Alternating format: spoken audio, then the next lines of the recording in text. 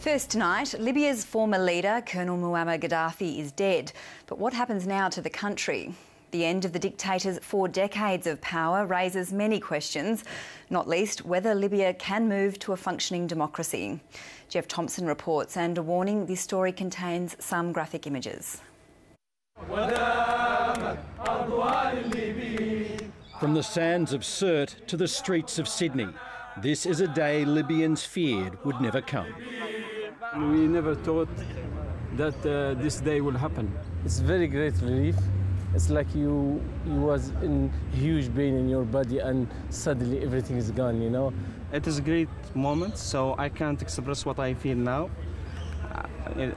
I think it is a great victory, something unbelievable. But for a man who once declared himself the King of Kings, it was a horrible and humiliating end.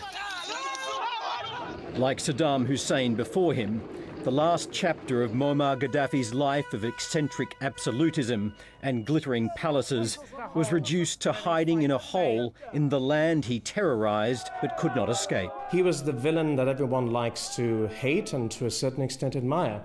And one of those things was that he was almost like an operatic figure. He almost strode the stage in a manner that was both admirable and loathsome. He dressed flamboyantly, he projected himself flamboyantly, he was a creature of theatre. I suppose what's surprising is the sense of how, in the end, he did die, because, of course, many individuals in his position in the past have actually fled when given a chance, but he was Libyan through and through. Always ready to exploit his tribal roots and birth in a Bedouin tent, Gaddafi was a 27-year-old lieutenant when he overthrew Libya's monarchy in 1969, inspired by the nationalist military takeover in neighbouring Egypt. He immediately embarked on a tricky and often treacherous dance with the West, shutting down foreign military bases and extracting hefty profits from oil. He started wars and began acquiring weapons of mass destruction, with varying degrees of success.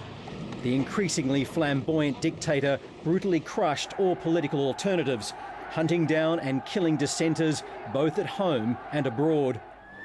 Throughout the 70s and 80s, Gaddafi pursued terrorism against Western targets, from giving explosives to the Irish Republican Army, to a machine gun attack on London protesters, to the audacious destruction of Pan Am Flight 103 over Lockerbie in 1988, which left 270 people dead.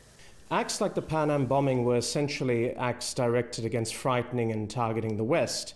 Initially, the West wasn't quite too sure how to handle Libya. After decades as a figure hated and feared, Gaddafi cleverly began to reposition himself as an international statesman. The reality was that he was a formidable voice when it came to speaking about African issues. It was a complicated voice, and many members of the African Union, which he headed in 2009, were unsure where to go with Gaddafi, as indeed was everybody. But Gaddafi, and there's no question about this, did place the continent in a broader sense and North Africa in a more specific sense on the map. In 2003, as Saddam Hussein was toppled, Gaddafi renounced his weapons of mass destruction and state-sponsored terrorism. Gaddafi then became quite appealing to the West, and you have to remember, he always came across as an anti-fundamentalist, this is anti-Muslim fundamentalist figure, so he was in that sense very appealing to Western powers who were fighting, for instance, such terrorist groups as Al-Qaeda.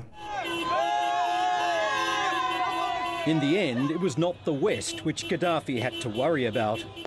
The world's longest-serving Arab leader did not see the coming of the Arab Spring.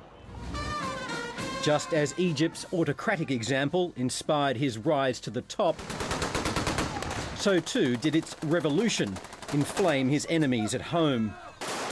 Egypt and now Libya will struggle to fill the void their violent dictators left behind. The Egyptian movement itself was certainly more developed and more coherent in a sense.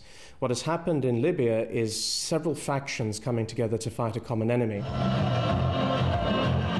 Egypt has experienced at least nominal democracy in the past. For Libyans, that has only ever been an impossible dream. New democratic institutions will have to compete with deeply entrenched loyalties to tribe and Islam. And we hope that Libya is not coming to be in a difficult situation as what's happening in Iraq or other countries.